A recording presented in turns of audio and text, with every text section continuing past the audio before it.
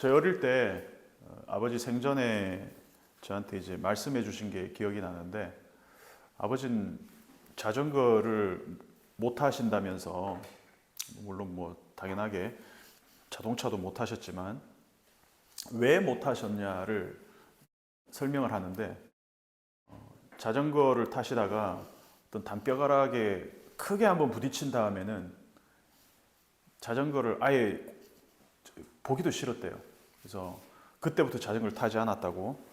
한 번의 실패로 몸에 그 실패의 흔적, 트라우마가 생겨서 아버지는 영원히 자전거를 못한 채 그렇게 사셨습니다.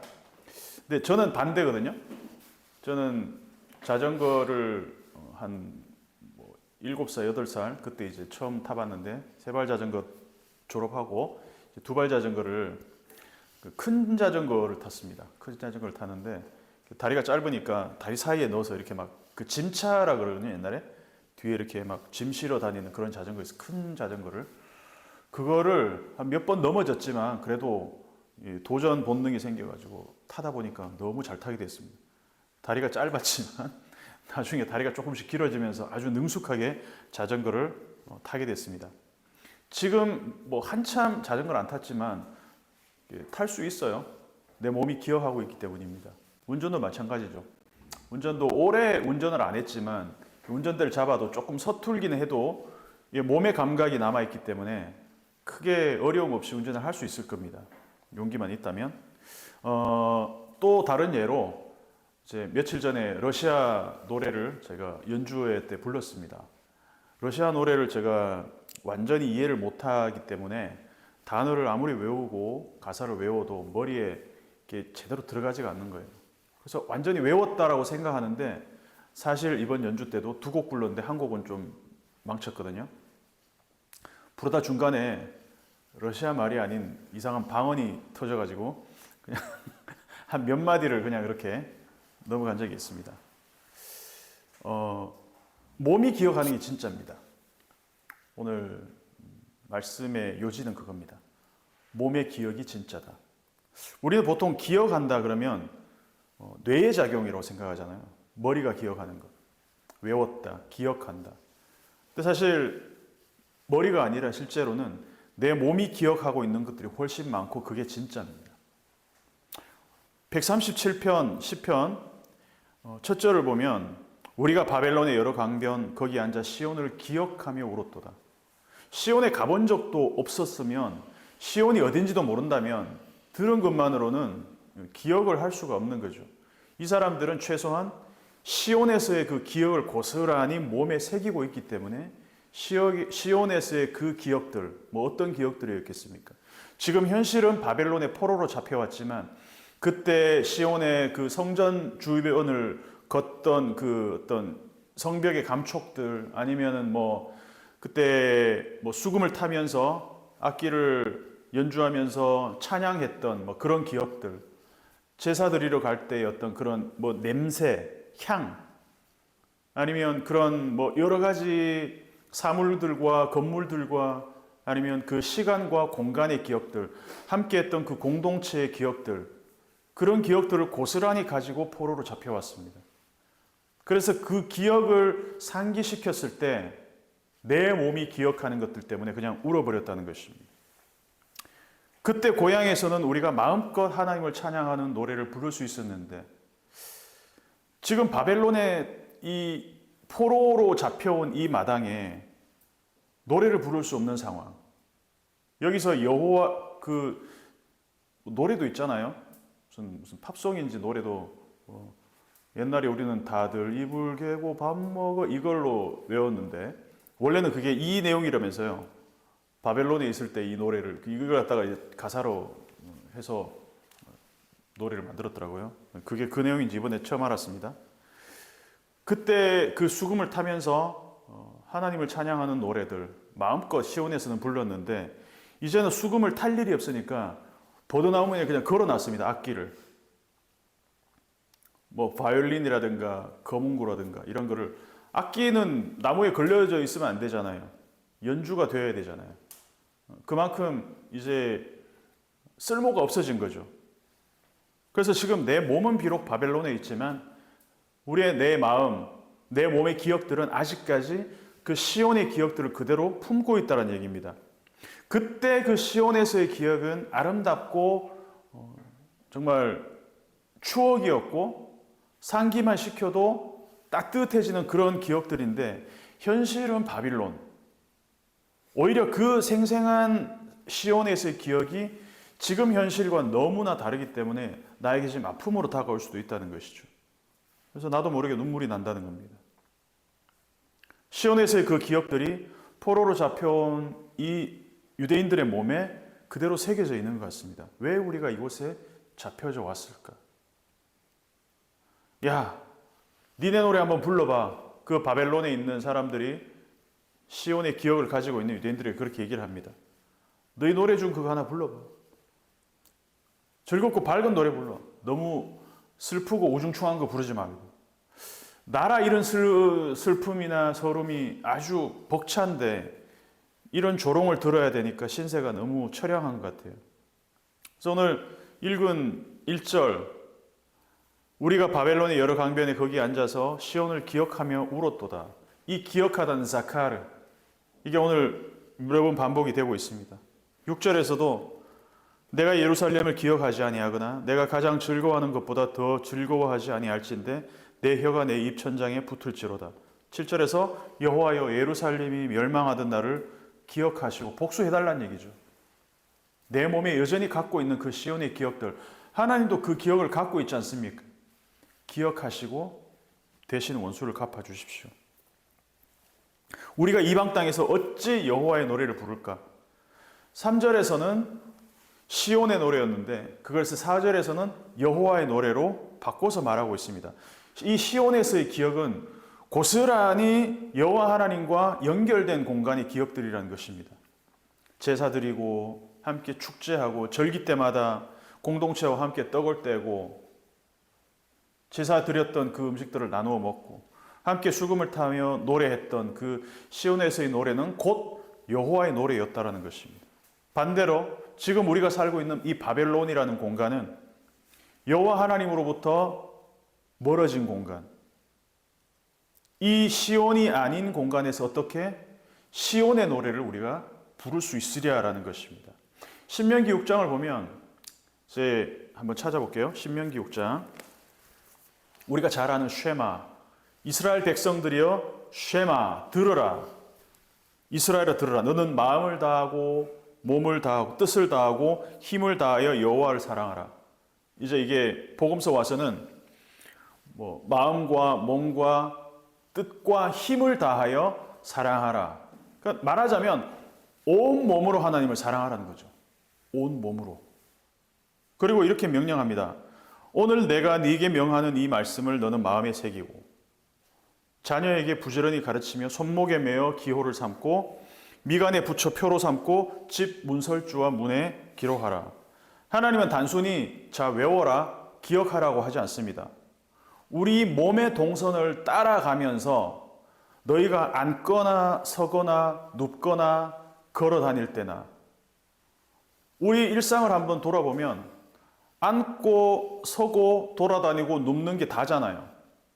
말하자면 온종일 하나님의 말씀을 너희의 마음 가운데, 너희의 삶 가운데, 너희의 몸에 심고 새기고 계속해서 반복해서 들려주라는 겁니다. 자녀들한테도 들려주고 너희 스스로에도 너희 스스로의 삶의 모든 흔적마다 하나님의 말씀을 새겨 넣어라. 앉거나 걸어다니거나 누워있을 때, 일어나 있을 때, 커피 마실 때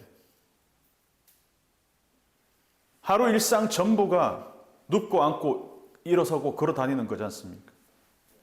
손목에 메고 미간에 붙이고, 그러니까 보이는 모든 곳에 하나님의 말씀을 새겨 넣으라는 것입니다. 이것들을 자녀들에게도 그대로 전승하고 넘겨주라는 겁니다. 그렇게 교육하라는 겁니다. 이건 전부 몸의 기억들을 만드는 행위라는 것입니다. 그래서 쉐마, 이 주의 말씀을, 하나님의 말씀을 들으라는 이 선포는 그냥 머리로 듣고 이해해라는 뜻이 아니라는 것이죠. 우리 일상 가운데 새겨 넣으라는 하나님의 명령입니다. 명령. 지금 우리를 향한 말씀이기도 하고, 예수님의 제자들은 예수님이 떠나신 다음에 예수님이 승천하시고, 그리고 이 사도들이 본격적으로 성령의 인도를 따라서 사역을 시작할 때, 옛날에 예수님과 함께 있었던 때의 그 사건들, 예수님이 하셨던 말씀들이 비로소 기억나는 일들이 많아졌습니다. 만약에 그때 예수님과 함께 먹고 함께 사역하고 함께 다니면서 나눴던 그 모든 이 몸의 기억들을 갖고 있지 않았더라면 이것들이 기억이 났을까요? 그냥 예수님이 하셨던 말씀만 받아 적고 아 그렇지라고 고개만 끄덕이고 있었다면 이런 것들은 기억이 나지 않습니다. 왜? 실제로 나누었던 삶의 기억들이 없으니까. 그래서 그제서야 제자들이 그때 예수님이 아 이렇게 말씀하신 뜻이 이런 것이었구나. 그것들을 기억하고 나서 그때서야 비로소 제자들이 예수님의 말씀을 예수님이 승천하신 이후에 한참 시간이 흐른 다음에 그것들이 삶에서 실제로 녹여져 나올 때가 있었다는 것입니다.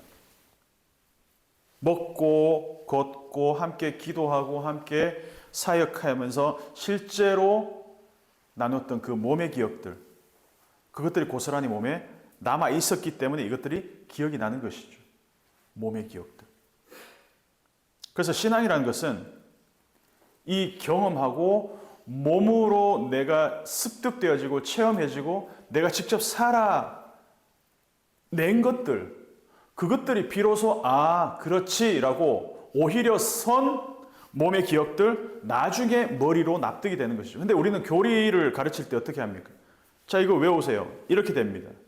우리는 모두 죄인입니다. 근데 예수님이 우리를 위해서 죽으셨기 때문에 우리가 죄사함을 받고 구원을 얻고 이걸 다 교리로 배웁니다.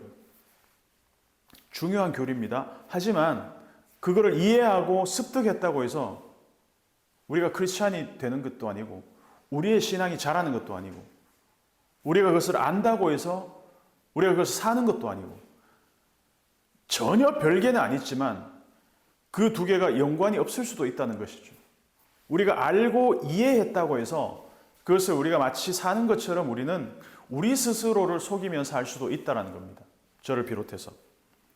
영화 메멘토를 보면 크리스토퍼 놀란의 메멘토 보면은 이런 오늘의 주제와 아주 좀 많이 겹쳐지는 그런 내용들입니다. 이 주인공의 아내가 살해를 당했는데 이 주인공도 머리를 다쳐가지고 short-term memory loss, 단기 기억 상실증에 걸립니다. 새로 일어난 사건을 기억할 수 없어요. 불과 10분, 15분 전에 일어났던 일을 기억을 못합니다. 그래서 내가 잊어버릴 것 같은 내용들을 어떻게 하죠? 몸에다 타투로 새깁니다. 그래가지고 내가 믿을 구석은 오직 내 몸에 새겨진 사실들밖에 없다. 머리를 못 믿는 거죠. 내 몸을 믿는 겁니다. 교회에서 새신자가 등록하면 신앙 기초반, 교리반을 이제 학습을 시킵니다. 제가 청년부 지도를 할 때도 새로운 분이 왔는데 교회에 이제 처음 와본 분이다. 그러면 이제 그런 교육을 시키는 것이죠. 우리 모두 경험했잖아요. 우리가 배운 교리들, 가르치는 교리들. 근데 그 안다고 그렇게 사는 사람이 있을까? 이해하면 안다고 생각합니다. 다 그렇습니다. 나는 알기 때문에 마치 그렇게 살고 있는다고 믿습니다. 근데 자기 기만인 거죠. 마치 이런 겁니다. 운전을 사이버로 배웠습니다. 요즘 뭐 그렇게 AI로 학습하잖아요. 그러니까 오락기 같은 데 앉아가지고 그게 도움이 될 수는 있겠지만 실제로 그렇게 연습을 해서 거리로 나가서 실제 도로에서 주행을 할 수 있겠습니까? 못 맡깁니다. 아까 노래 이야기 했지만 잠시 저는 이제 40년 가까이 노래를 해왔기 때문에 이걸 만약에 이론으로 그냥 글로 배워서 아 이렇게 발성을 하는 거고 성대를 이렇게 접촉을 시키고 호흡을 이렇게 쓰는 거야 라고 제가 계속 막 박사학위까지 따면서 막 공부를 했다 칩시다. 근데 연습은 한 번도 안 했어. 내 몸으로 한 번도 연습을 안 했어. 그러면 저는 그냥 일반인들이랑 똑같을 거예요. 근데 저는 수십 년 동안 시행착오를 겪어가면서 계속 노래하고 연습하고 또 발전하고 또 어떨 때는 좌절도 하고 그 과정을 겪으면서 지금까지 온 겁니다. 그래서 지금은 무대에서 노래를 할 때는 나도 모르게 호흡을 이렇게 해야지, 이렇게 가사를 이렇게 외웠으니까 이렇게 표현을 해야지, 임시적으로 그때 막 이렇게 하는 게 아니라 몸이 기억하고 있는 그 메커니즘대로 나오는 겁니다. 왜? 그게 진짜이기 때문에. 그게 내 실력이기 때문에.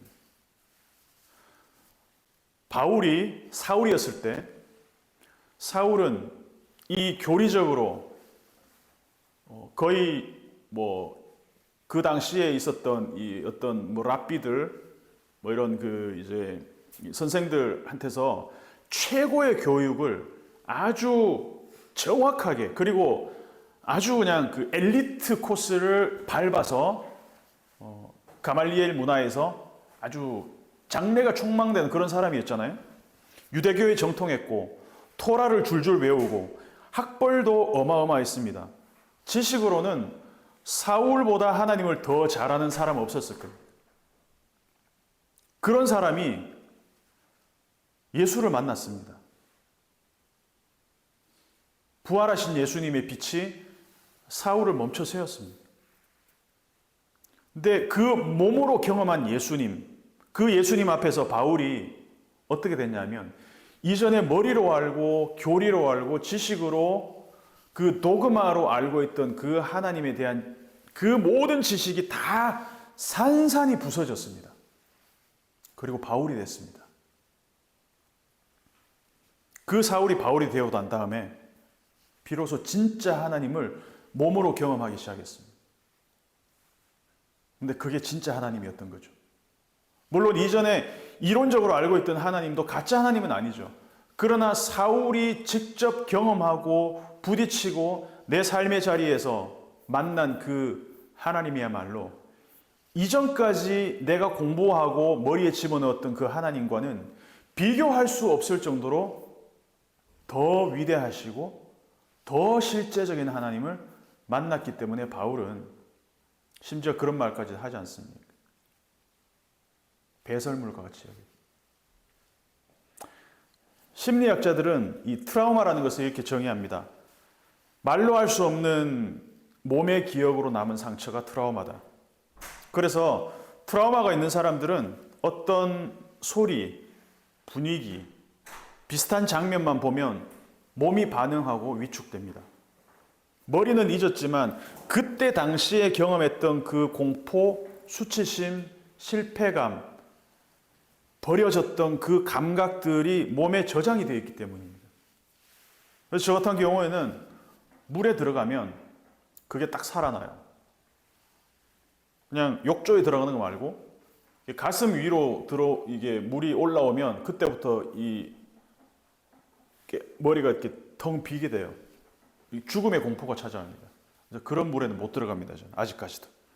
어릴 때 물에 빠졌던 그 기억이 10대 초반의 그 기억이 아직도 몸에 저장이 되어 있는 거죠. 그냥 누우면 떠. 머리로는 알죠. 근데 나는 나만 가라앉을 것 같아 라는 생각 때문에 절대로 못 눕습니다. 절대로. 그 실패와 상처의 기억이 몸에 하나의 패턴처럼 남아 있습니다. 그래서 이 트라우마의 경험은 단순한 한 번의 그 아픔이 아니라는 것이죠. 그때 그 경험한 무력감, 그 실패감이 몸의 패턴으로 남아 있다는 것입니다. 이 성경도 우리가 지난 몇 주 동안 봤지만 몸의 트라우마를 보여주는 장면들이 있었잖아요. 오늘 읽었던 그 시편 137편도 마찬가지입니다. 바벨론 포로로 잡혀간 그 이스라엘은 단지 나라를 잃었기 때문에 우는 건 아닙니다. 몸의 전쟁에서 실패했던 그 경험, 동료들과 주변 이 가족들이 죽어가는 것을 보는 그 경험, 하나님의 심판을 몸으로 고스란히 받았던 그 감각들, 그게 몸의 그 트라우마로 다 남아있을 겁니다. 공동체적 트라우마로 남아있다는 것이죠. 성벽이 무너졌습니다. 포로로 잡혀갑니다. 막 칼과 창과 활이 날아오면서 주변의 이 동료들, 이 공동체들을 막 그냥 다 죽입니다. 군대가 막 달려옵니다. 포로로 잡아가려고 막 이렇게 끈과 막 사슬 같은 걸 가지고 옵니다. 이 그 굴욕적인 장면들, 성전이 불타며 사라져가던 이 냄새들, 그 두려움 때문에 떨리던 몸들이 그대로 몸에 남아있을 거라는 것이죠. 그래서 이 강변에서, 바벨론의 강변이지만 시온을 떠올렸을 때 머리로 생각해서가 아니라 몸이 기억하고 울어버렸다는 것이죠. 베드로는 닭이 울었을 때 내가 예수님을 3번씩이나 부인했구나. 그래서 닭 우는 소리만 들리면 그런 몸의 트라우마가 자동적으로 재생되지 않았을까요? 나중에 예수님이 부활하셔가지고 요한복음 21장에서 짓궂게도 3번씩이나 질문합니다. 네가 나를 사랑하느냐? 요한의 아들 시몬아, 네가 나를 사랑하느냐? 3번씩이나. 근데 베드로가 of course, I love you, Jesus, my Lord. 이렇게 하면 좋은데 그 마음에 근심이 있었던 것 같아요. 예수님을 3번 부인했던 것처럼 예수님이 나한테 3번씩이나 너 나를 사랑하느냐로 물어온 그때의 그 아픈 기억들이 떠오르지 않았을까요?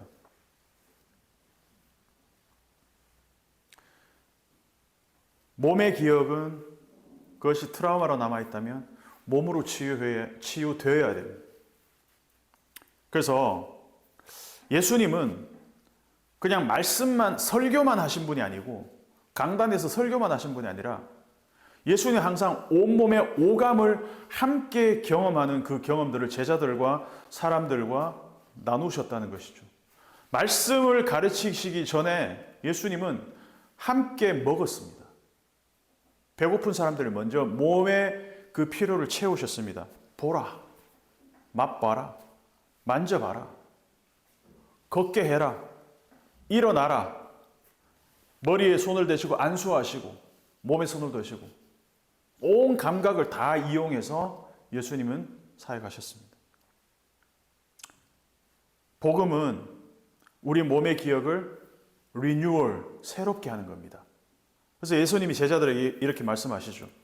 성찬을 통해서, 최후의 만찬을 통해서 이것을 행하여서 나를 기념하라. 잔을 나누고 떡을 나누는 것이 다 몸의 기억을 공유하는 거잖아요. 이 몸의 기억들을 통해서 나중에 제자들이 우리가 그때 예수님의 살과 피를 함께 나눴었지. 그래서 지금도 성찬을 하는 것은 그냥 단순한 행위가 아닙니다. 그 2000년 전에 있었던 그 사건을 지금도 우리가 기억하여서 우리가 눈으로 보고 경험하진 않았지만 그 선배들의 그 경험들을 우리는 함께 공유하고 몸의 기억으로 나누는 것입니다. 그게 성찬이라는 것입니다. 머리로 예수님을 기억하는 것이 아니고 성찬을 통해서 몸으로 예수님의 사랑을 다시 새기는 것이죠. 주님이 우리를 이렇게 사랑하셨지. 우리도 서로 사랑해야지. 우리의 생명을 이렇게 나누는 것이지. 그래서 사실 종교개혁 이전만 해도, 초대교회만 해도 설교가 중요한 게 아니었어요. 중요한 건 뭐냐? 떡을 떼고 주의 살과 피를 나누는 것. 이게 모임, 예배의 핵심이었습니다. 몸의 기억을 공유하는 거였습니다. 이 실패와 배반의 이 경험이 있는 베드로, 예수님이 다시 나타나셨잖아요. 그런데 그 몸에 있는 트라우마, 예수님을 배반했던 그 실패의 기억이 있는 베드로를 예수님은 몸에 새겨진 기억을 은혜의 기억으로 바꾸어 주십니다. 숯불 앞에서 주님을 배반한 베드로를 다시 숯불이라는 미장센을 통해서 그 숯불 앞에서 다시 먹이시고, 자기의 스승이 십자가에 죽었잖아요. 그러면 이 제자들은 십자가, 못만 봐도, 나무만 봐도 트라우마가 남을 거예요. 우리 주님을 죽인 저 공포의 상징, 저 못, 나무. 근데 예수님은 아주 익살스럽게 제자들한테 와서, 야, 만져봐. 구멍 났다, 야, 구멍. 손, 옆구리 구멍 났다, 야, 만져봐. 그 몸의 트라우마로 남을 만했던 그 끔찍한 사건을 예수님은 거기에서 살아나셔서 이거 만져봐. 여기 못 박혔던 자리 아니야 이거. 몸의 상처를, 몸의 트라우마를, 몸의 기억을 다시 재소환해서 예수님은 그것을 은혜로 바꾸신다는 것이죠. 그 실패를 성공의 기억으로 바꾸어 주신다는 것이죠. 놀랍지 않습니까? 우리는 몸으로 삽니다. 우리의 몸이 기억하고 있는 것이 진짜입니다. 교리를 이해하는 거 너무 중요하지만 그걸로 절대로 살 수 없습니다. 우리의 몸의 감각으로 앉아있으나 서서 걸어 다닐 때나 누워 있을 때나 그냥 하나님의 말씀이 우리의 삶에 녹아지고 새겨지고 그냥 그것이 우리의 삶으로 실현되는 은혜가 있기를 주님의 이름으로 축복합니다.